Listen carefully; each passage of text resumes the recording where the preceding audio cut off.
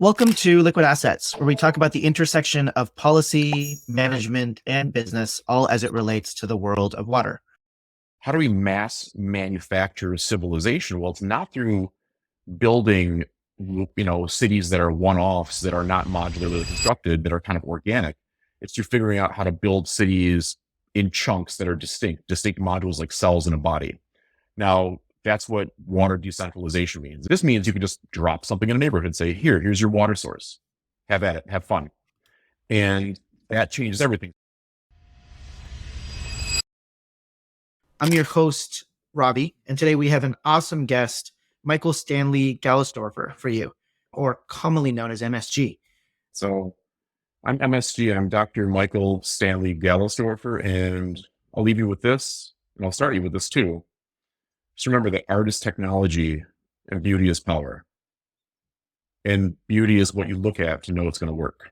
Michael, we were talking earlier before I hit the record button about the future of water and freedom. And you talked about kind of four main concepts that we were briefly chatting about. Let's go ahead and dive into those for the audience. And all right. Let's do it, Robbie. Thank you for having me on today. I really appreciate it. It's a real pleasure. And I'm looking forward to our conversation. And I hope all of our audiences too. When it comes down to the future of water and freedom, what am I talking about? Okay. So I define freedom as you can't say yes if you can't say no. And right now, when it comes to water, you can't say no. You can't just go and get your own water these days, because if you're taking it from, say, an urban waterway or a lake, it's polluted. And you can't exactly just make it on your own. There's some desalination occurring, atmospheric water generation. So when it comes to this idea of the future of water and freedom, here's the four concepts now. So three come as one. So there's decentralization, diversification, and democratization of water. And we'll get into that in a minute. So decentralization, diversification, and democratization of water. Think of off-grid water. Then there's this bigger idea, which ties into the concepts like regenerative economy. It ties into things like the blue economy, an economy that revolves around the use of water as an economic medium. So water as an economic medium, a medium of commerce, is not just shipping. It's not just aquaculture. It's not just, water for drinking or for irrigation. It's this idea that water is really a primordial soup. And we can use that soup to support our economy. Why is that? So we'll start with that first. Seems like a pretty natural transition there. So why water is an economic medium? Well, if you could figure out how to produce all of the biomaterials we need to replace, mined materials, petrochem, anything like that, using water, then that kind of cuts the cord to the mining economy, an extractive economy. And that allows us to move more towards an economy that has what my pal Nicola would say would be like a regenerative coefficient. So we got an ocean where we're growing a bunch of algae for fuel or for, polymers or whatever. We know that each year under typical conditions will yield X gigatons of algae goo, which we can then refine. So why, interesting point there, the whole refining industry can still have jobs. Interesting point there is, why aren't we doing that yet? It's because we don't have the means to really work with our oceans and our big lakes yet. We just kind of view them as this place where we go to move stuff around cheaply on big ships. So I'll leave it there. Water is an economic medium. Do a lot with it. Can change the whole world. Different kind of economy. Two, let's get to this idea of democratization in water. That's diversification and decentralization. Now, okay, right now, either you're getting water from the ground, you're getting it from some sort of natural source, like a lake or a river, or you're getting it through desal, and there's a few other minor players in there. There's a few emerging areas too, which we could talk about later. That means that you aren't free as an individual to go wherever you want, because unless you're going to carry your water in or make your own water, you don't have a choice. So what that does is, at a fundamental level, it ties us into one type of civilization, a civilization that needs to be near water. That's limiting us. We can't say no to water. So the future, if I was going to look at it from a very high level perspective, like a chief technology officer's perspective, I would say, first, let's look at where the holes are in the system. if we look at the world and say, where don't we get water? Where is water too expensive for a company as we know a company, a business as we know a business to deliver water? That area is not economically productive. It's not part of the economy. The people who are there are spending so much time and energy just to survive that it's limiting economic development. It's limiting complexity in our economy. So you can't think about what to do for business if you can't feed yourself, take care of yourself with water first. You need water for everything, right? Straightforward. That's old hat. Now, democratizing water, finding new technologies and sources of water, that changes that. Make them affordable, right? Make them cheap so you can build it out of anything, really easy. Now, when it comes to diversification, how does diversification of water supply, water technologies enable that? What it does is it allows people to adapt to conditions rather than forcing the world in a Procrustean way, force fitting things, trying to force fit an engineering solution to a really dynamic and wonderfully complex world.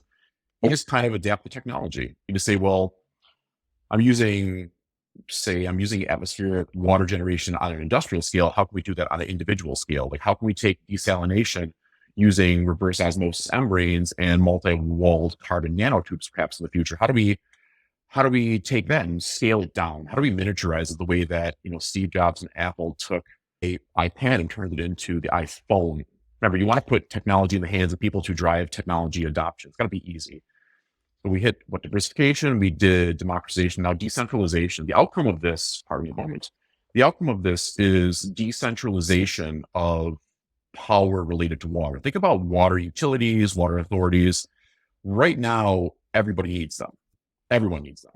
And they're stable. People get into those career fields because it's stable work. Everyone needs water. The problem is that it's extremely expensive and difficult to maintain this one-off infrastructure. Our infrastructure is not modular. You can't just pop out a block and put in a new block and replace the infrastructure with it. So when people built in the past, think about how, firearms weren't standardized until I think the early 19th century. Standardization allowed for mass manufacturing. Like, how do we mass manufacture civilization? Well, it's not through building, cities that are one-offs, that are not modularly constructed, that are kind of organic. It's through figuring out how to build cities in chunks that are distinct modules like cells in a body. Now, that's what water decentralization means. It means that you don't have to have one big plant with a spider web of pipes coming out of it that cost a lot of money that you might not even have recorded because they're 120, 200 years old. This means you can just drop something in a neighborhood and say, here's your water source. Have at it. Have fun. And that changes everything. So once again, recapping, overall, water presents a tremendous potential to expand the economy, to grow a more complex economy. Why is that? It's because through diversification of water supply and technologies, including recycling technologies and reuse technologies, and decentralization of water systems and authority, you make it more democratic, which means that people have more options to choose their life for themselves. And that's a rough summary of those initial 4 concepts.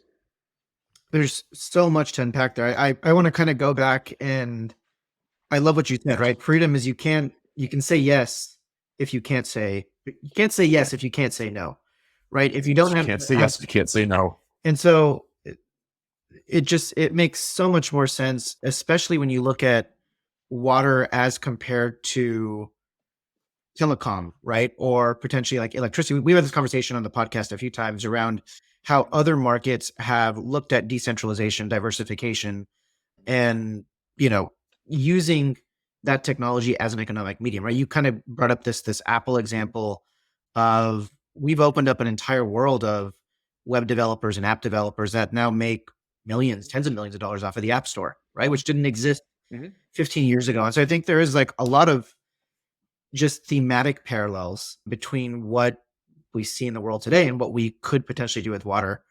There was one interesting point you made around water as an economic medium, around it being a primordial soup, and almost this cutting the cord analogy, right? I really like that of how do you cut the cord on things that we're dependent on, so we can go ahead and then decentralize, democratize that particular asset that we need, this being water that we're talking about, to build an entirely new and more complex economy that is second or third derivative more complex than what we're living in today. You had mentioned that from the kind of algae side of cutting the cord on the kind of fuel and oil and gas industry. Is there other examples that you can give from a water as an economic medium standpoint where we can cut the cord? Like what? How else can we kind of explore that territory?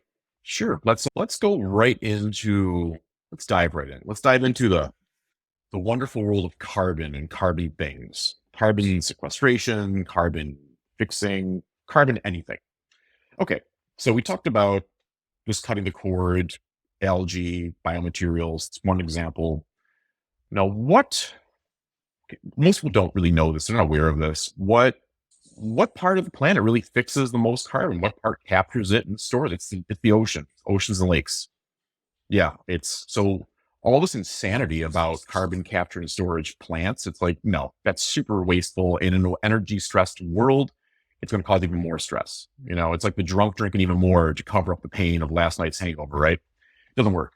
So stop doing it, right? Don't be insane. Be smart.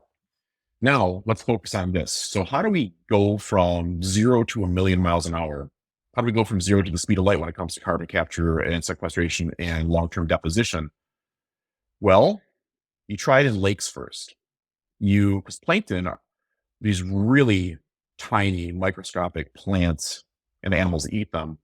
That's the beginning right there. And there's this problem right now, which is there's a biolayer that's been disrupted on the surface of lakes and oceans. And it's because of all these surfactants and detergents, soaps, and all sorts of crap in the water. And it floats on the surface, right? So it ruins it.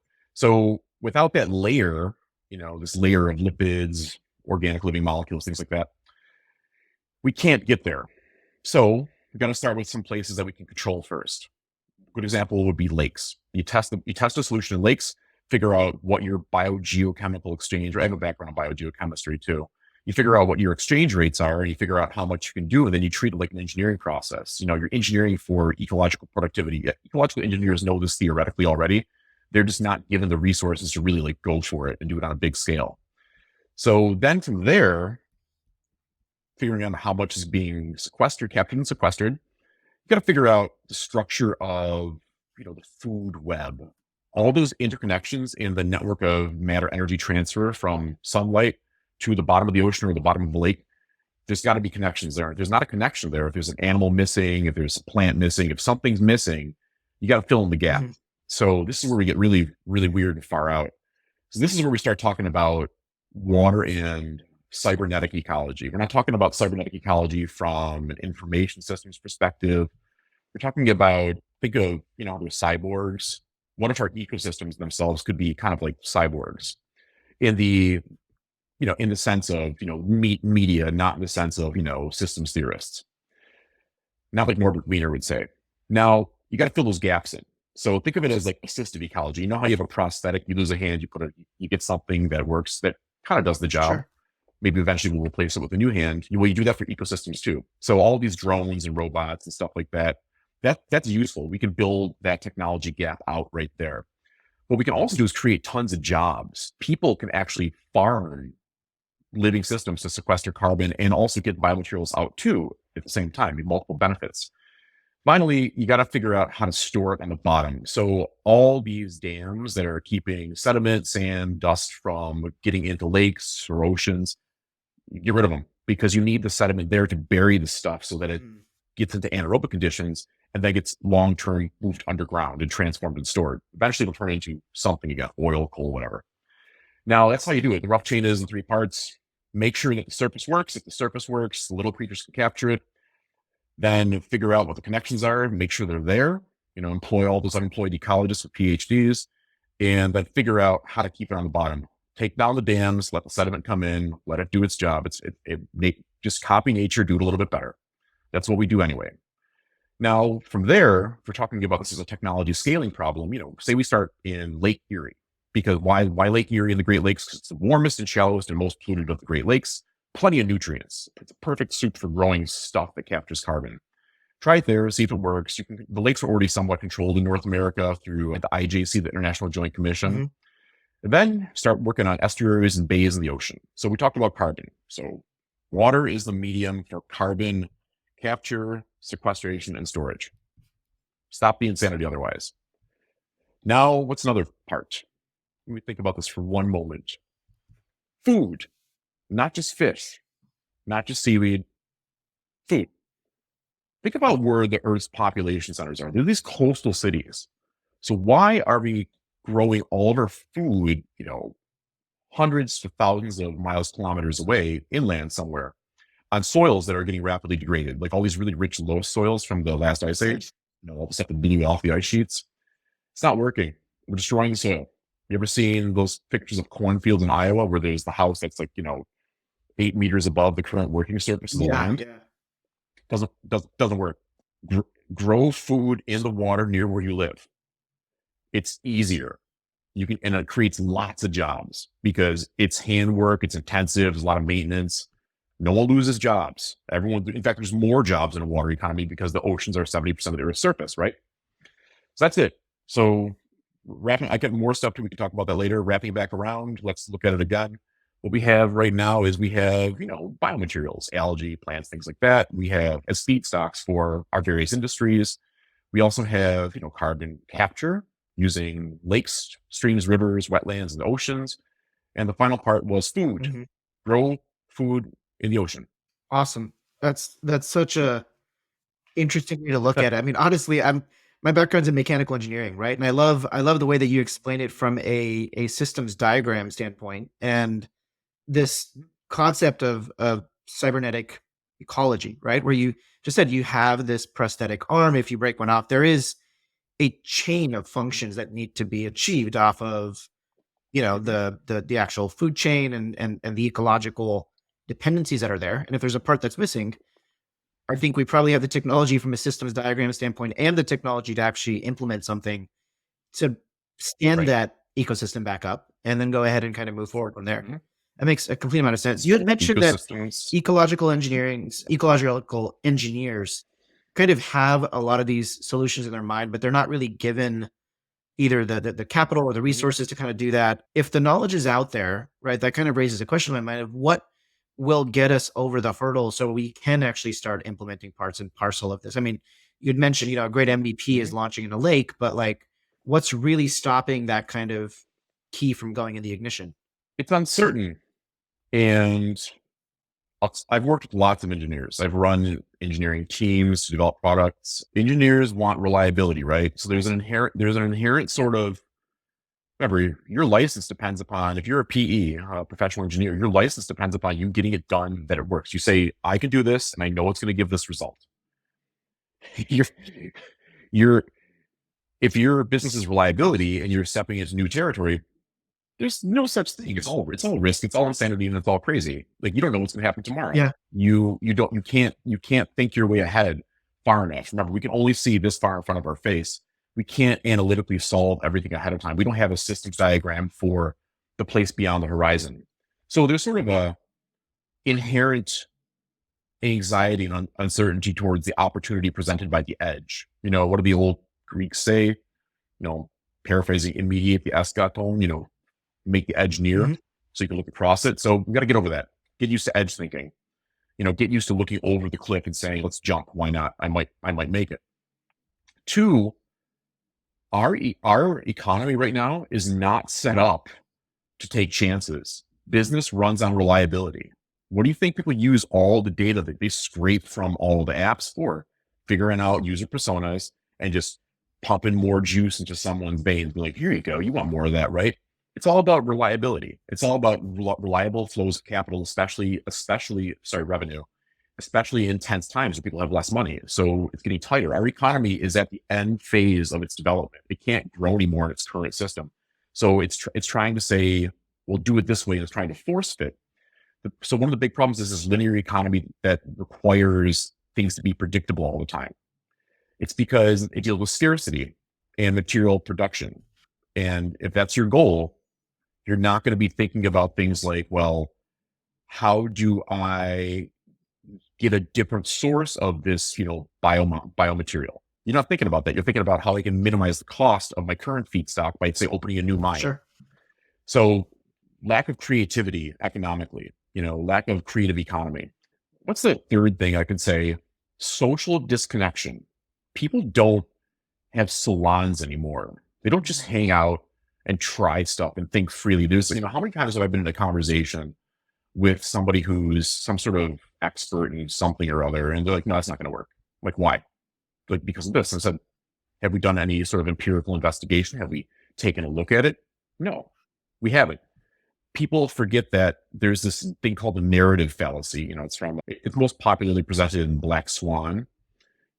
And the idea is people forget that their theoretical narrative is not reality. Their Platonic narrative is not reality. That form is not nature itself. So when you're working with nature itself, you've got to be on the edge, taking chances, because things are going to break, right? When Elon Musk blows up a rocket, is that a failure? No. He succeeded in learning. So an attitude that looks forward towards taking chances and learning, a true pioneering attitude, is what's needed. What's holding us back is a fear of change. Mm-hmm. I want to retain my wealth and power. I don't want to change because I enjoy my comforts. It's red pill, blue pill thinking. I advocate taking all the pills, take blue pills, red pills, green pills, who cares, and see what happens. Yeah, totally. Is there, you've kind of, we were talking about earlier how you go to to these UN, these sessions that are not directly in the main trunk of the water conference. If you had a magic wand and kind of all the playing cards in front of you with the governments that be, right? You kind of mentioned that that the system that currently exists today is what it is, and that's also in a sense holding us back because we've kind of developed where we are to today to its almost maximum capacity. What are things that we can do, and even kind of almost a shout out to the listeners of, is there anything that you would advocate for, right? Do you have any suggestions, even like a one or two, like do these two things first, because I think that put these people in office, whatever it might be, we need to go ahead and just change government in this particular way. Any thoughts on kind of what could be solutions on how we even kick this off? Yeah. Don't start with government. It's too big. It's too centralized. So to maximize creativity, you need a lot of individual parts and small groups doing a lot of stuff. Yeah. Like, look at how DARPA does things. Like, throw a little bit of money at a lot of things and see what sticks, right? And put a lot of weird, smart people together and say, go have fun, see what happens.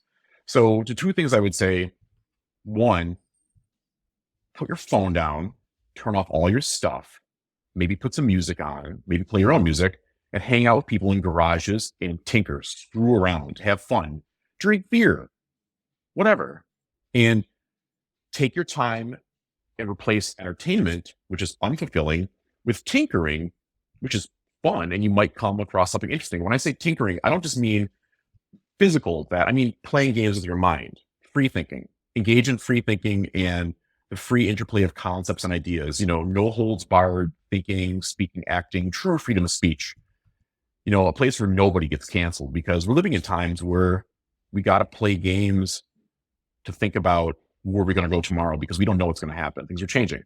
So spend time with people doing stuff for real, including building technologies and identifying new solutions to problems that we have these days that you could do yourself. Two, beyond that, I guess this one is for government. Two is for government. Throw lots of little chunks of money at a lot of people who have decent ideas. Don't expect them to be perfect. Mm-hmm. Don't expect them to always follow your, grant application format. Just say, hey, if I gave you 50 grand and you put in 30 hours a week and you could prove it for 1 year, $50,000 US, I should say, what can you do? All I want to see from you is effort, because we can guarantee efforts. We cannot guarantee results. I'm not looking for a specific product at the end of it. Failure is always an option. Just do something. Spend a year doing something. So imagine if everybody on Earth had a year or two of sabbatical where they could just think of stuff and not worry about everyday life. What would that do for us? So once again, the two things are: spend time with people doing things, having fun solving problems together. Two, throw lots of little bits of money at a lot of people and just ask them to show up 30 hours a week and do it. That way they can work on the jobs too. And don't expect them to deliver some crazy product that's going to scale infinitely. We don't want that. That's not what the economy needs. It needs more little stuff, not these huge gaps, right? I love that so much. I like to explore a little bit about kind of why guests on this podcast arrived at where they're at. And your thinking is just So interesting. What's your story, Michael? Where did you come up with these ideas? Like, what's your background? I know you've been in academia, you have a PhD. Walk us through the story of you. So how did I get into this universe else here now and me being me? Well, everything that anyone ever told me to do when it came to what I should do with my life, I said, no, I'm just going to do the opposite because going back to principle one, you can't say yes, you can't say no, right? Sure. So if you're going to tell me, if you're going to tell me that I can't do something, now watch me do it Mm, because I'm going to prove through real results that I can do it. So cross the line always, see where it goes. And where does that come from? So I'll start with where I came from. I grew up poor in the ghetto. Like I grew up in probably one of the worst ghettos in the country in Buffalo, New York. I grew up in a part of Buffalo that's like sort of the Upper East Side of Buffalo. Buffalo's a pretty large city. It's just no one knows it. And it was in a place called Central Park. And if you want to talk about watching a system fail people, I mean, like living through neighborhoods falling apart, living through just decades of intense human suffering, I can tell you from experience what it's like, and it's awful. You feel terrible every day. You're worried about your safety and your survival. You don't have money or food. Your house is leaking water when it rains, things like that.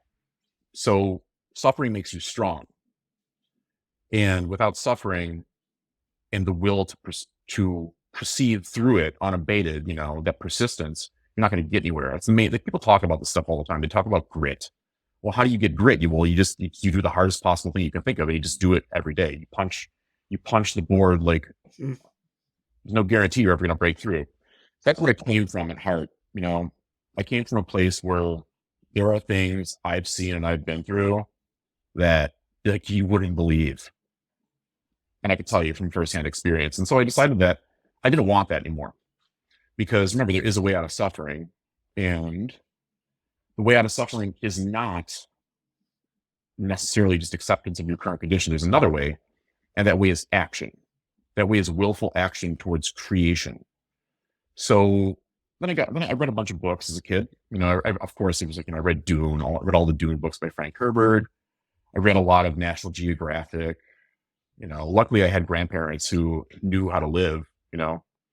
And I spent a lot of time in like weirdly enough like Catholic churches and just experiencing the beauty of those traditional spaces. And that kind of got me into this whole world of, well, let's see what I can do. And what I decided that I wanted to do is I decided that I wanted to build and rebuild cities. And I wanted to terraform planets and I wanted to create ecosystems because that sounds like fun. And everyone said, well, you're never going to get a job doing that. I said, I don't want to get a job. I want to create jobs and I want to invent my own jobs because it's more interesting than doing what you're told all the time, because that doesn't work for me. So that got me through many years of sort of undergraduate and academic work, graduate PhD research. And I got into this weird sort of interdisciplinary ecosystem restoration program at the University at Buffalo, and because I decided I wanted to stay here. Why should I not be able to make that choice, right? Why should I have to travel everywhere all the time? I wanted to contribute to my community because I saw that there was suffering there and problems there. And so I went through the whole PhD thing. It took me a long time. I worked full time with kids, 2 jobs and a PhD. And then I got divorced and it was, additional madness on top of suffering. You just got to keep going through it. You can never quit, right? Because if you quit, you're never going to get there. You got no shot whatsoever. You must keep focused on the point on the horizon. I also race yachts too. So I've almost died a bunch of times. Let me tell you all about that. So it changes your perspective on the world, right? And when I finished my PhD, I realized that I wanted business as a vehicle for creative action in the world. And when I talk about business, I talk about serving needs. People forget that the purpose of business as sort of a social machine is to transfer information around, share information, and to convert energy to matter and matter to energy and back and forth. It's a transformative system. And I was thinking about ways to treat ecosystems as infrastructure to help people live in better cities and get smarter. So that's where I am right now. I mean, I did start my own company with my business partner, Dr. Tammy Malillo. That's kind of a that'll be emerging in the future. We're not ready to reveal that yet, but we do interesting work. But my idea fundamentally is I started out seeing a lot of problems and I decided to do something about them because it felt better than just accepting them. And then I spent 25 years doing all this academic work and other work. And on the side of that, I was doing all this other weird stuff too, like Taoist yogas and, things like Raja yoga processes, not your traditional yogas. And I'm at a point now with you saying that we have a chance to build an economy that is more complex and powerful than our current economy based around water. And that involves places like Buffalo, New York, because Buffalo is one of the few cities in the world that was custom built to be sort of a replicable city and scalable. Mm. And I can tell you that on another podcast in the future, because I also do that kind of thing. So there you go. That's where it came from. I do things because I want people to be happy and healthy to make a better world. Awesome. It makes so much sense. When Right. we were talking earlier, you'd mentioned that you also wanted to make environmental science more accessible for people. So Yeah, go ahead. go ahead. Well, the biggest problem now is that regular people don't realize that they can do science. You can do engineering, whatever. It's not like this thing that is a secret behind closed doors, but that's kind of what it's turned into, where people don't, pardon me, my dogs are barking, people don't realize that they have this power. And it comes down to very simple things. What it comes down to is it comes down to taking the time to see the world around you for real. And what does that mean? So when I say environmental science, I mean being in the world around you, whatever your environment is. I'm sitting in my study right now, which is my office, my study's upstairs, and seeing the world around you and then not being attached to one idea of what you see, like looking at different patterns in the world. So teaching people that kind of cognitive flexibility, we can say that it's an offshoot of cognitive diversity. And when it comes to the environmental science side specifically, what I'm working on is helping people to understand how to take that basic observation in their daily life and gain some insight into their condition. For example, people wonder why they feel the way they do often. They're like, why do I feel tired today? Well, it's probably connected to maybe it's raining, maybe there's some smoke in the air from fires. Without the environmental awareness, people can't connect how they feel with what's going on in the world around them. And that connection is fundamentally always there. It never, ever, ever went away. And by expanding the population that has access to environmental science on a ground level, we can start solving those problems for ourselves and improve public health on an individual basis. You don't have to spend months waiting for a doctor. You can say, oh, I feel sick today because I smell, this sewer gas. Pardon me a second. I have a blue tick coonhound. His name is Foster, and he just barks at everything. And yeah, I got two hounds, challenging dogs. Anyway, so the point is, expanding access to environmental science allows people to know more about the world and solve their problems on the spot. They don't have to wait. On a business level, what does it mean? Well, right now it's really expensive to get anything done through universities. Consultancies are super expensive too. How do you make it faster, better, cheaper? So that if you're say a real estate agent and you want detailed information on a group of properties that you're looking at buying, you want to know you're not going to be stuck with stranded assets. You want to be able to sell your portfolio. If you're a bank trying to loan money, you want to know that there's going to be a return on there because you don't want to realize, 10 years down the road, there's no water. There's no the land's dust. You don't want to live in Mad Max world. You don't want to live in Blade Runner because you want to make money, right? So that's it.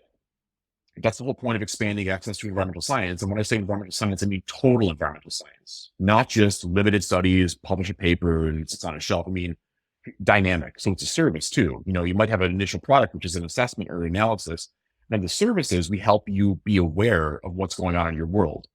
This applies to, say, the government too, like the public sector. If you're a city and you don't have the experts, well, we want to be able to be there for you to fill in that gap so that you can become aware of how you can adapt to change.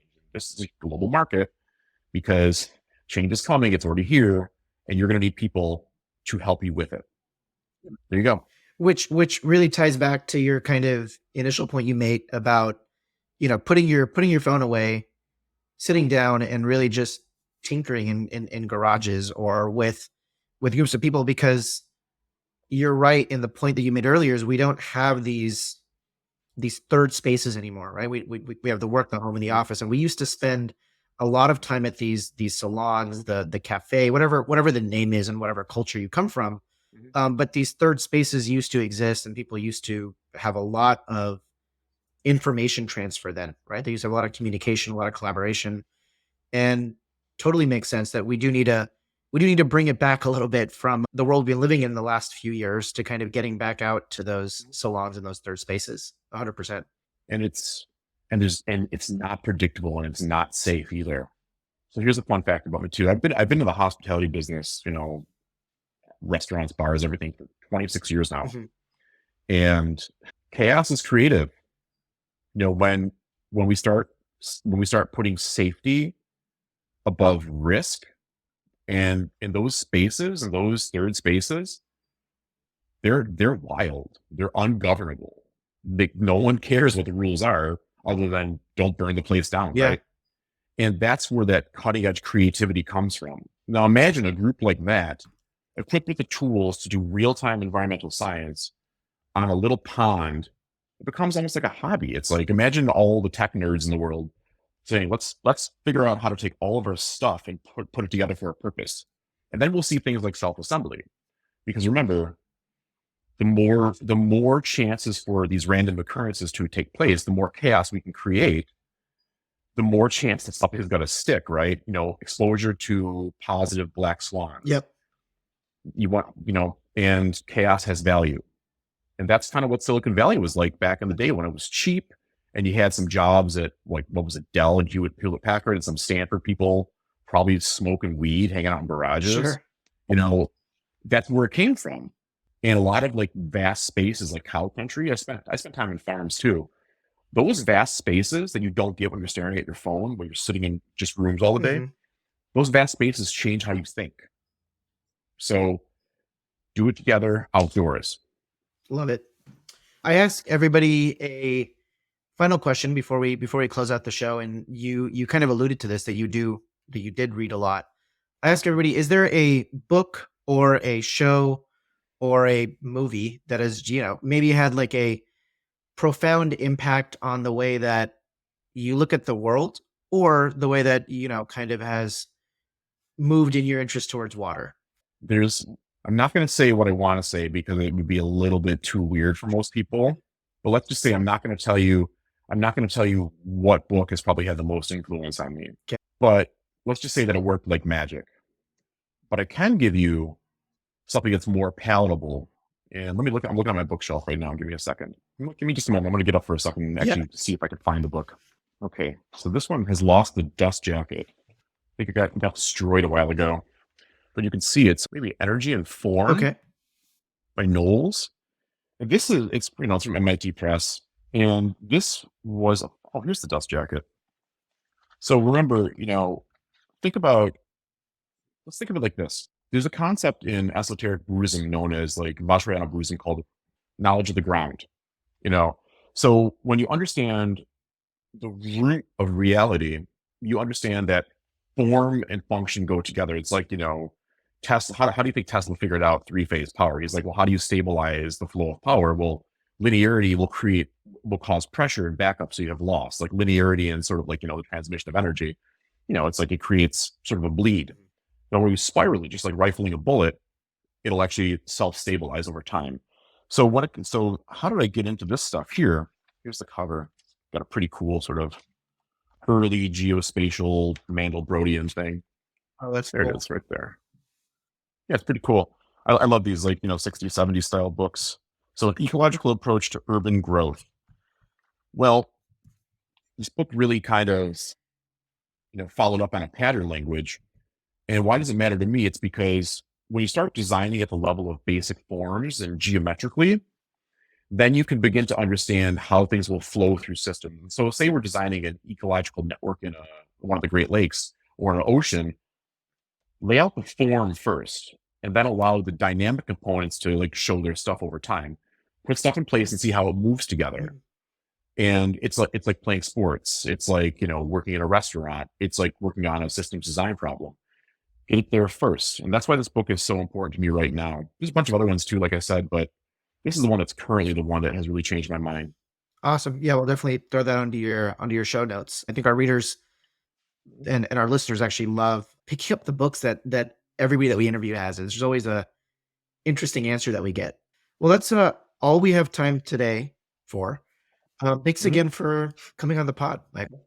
Yeah, sure thing. There's I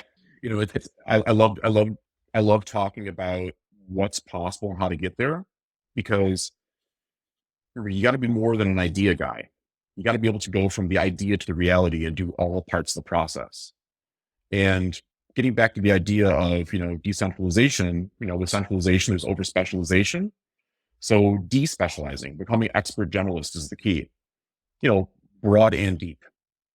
Well, thanks for having me, Robbie. I really appreciate it. Yeah, I think we'll need to do another follow up because there's so many other directions we can go on.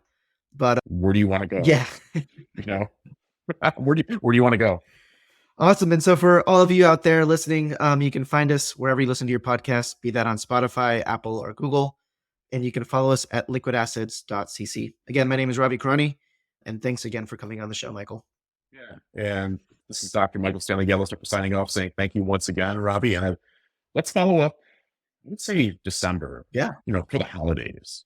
Be good. perfect. All right. Cool. Take care.